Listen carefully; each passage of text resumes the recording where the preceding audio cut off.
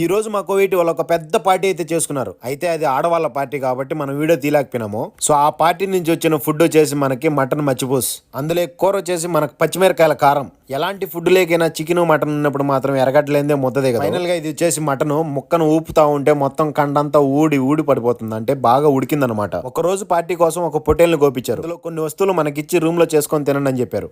పెద్ద మూలగల్ని మనం పగలగొట్టి లోపల ఉన్నది టేస్ట్ చేయడం మన ఆనవాయితీ. నాకు తెలిసి 99% మంది మూలగనైతే బాగా ఇష్టపడతారు.